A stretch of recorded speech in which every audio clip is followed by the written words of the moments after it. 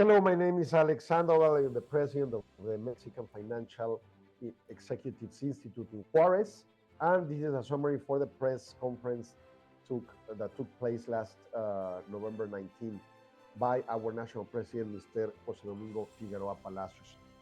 Basically, November has been characterized by a set of elements that have changed or degraded most of the economic forecast. The judicial power decision by the court, the elimination in process of autonomous organisms such as the antitrust entity in Mexico or the transparency entity in Mexico, also the elections in the US, as well as the economic government budget for 2025 has made several impacts on our forecasting. The IMEF perspectives survey didn't change much over the last month, given that they already degraded the forecast for the rest of the year. But most of the pressures are recognized to be along the Donald Trump's decisions as president in the US. He will take power in January 20 next year, but he has been issuing a set of elements on how he's going to impose his perspective over the relations with Mexico. Crucial topics includes the USMCA, immigration, security, and foreign direct investment. For example, in 2026, we are supposed to have a revision, as it is mentioned in the USMCA, but Donald Trump said that it won't be a revision, it will be a full renegotiation, where tariffs will be revised to be imposed, as well as trade pressures to increase collaboration on Mexico on immigration and security. Also, in Mexico, we have a great tax deficit in 2024, so this will imply pressures over our great qualification by Moody's, Standards & Poor's, and Fitch.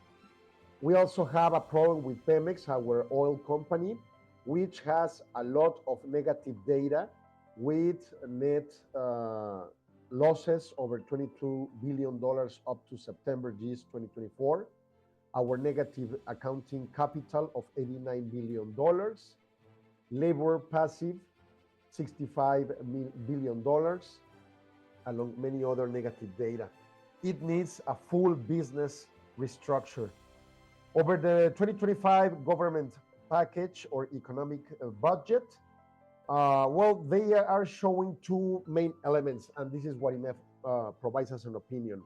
First, it is a good sign that they're intending to decrease the budget deficit. That's a good element, that if it's reached, we will have damage over the great qualifications by the qualifiers. But we believe that they are optimistic over the forecast for growth from 2 to 3%. Also, there's a mention over public data, public open data that has been used to be offered by the federal government in the last 10 years, and this time they didn't offer that data. It is important for analysis. Also, we are aiming that the decision-making in the federal government will be good, because it's needed to improve private investment. That will be the main element that will imply the growth for the Mexican economy for next year, given the decrease on the deficit by the government. Okay, the forecast for 2024, GDP will close in 1.40%, inflation 4.5%, public debt 5.3% from GDP, monetary policy 10%, employment absolute change of 394,000 positions, exchange rate at the end of the year 20 pesos per dollar, and current account 1% negative. For 2025, we'll have a GDP closing in 1%, inflation on 4%,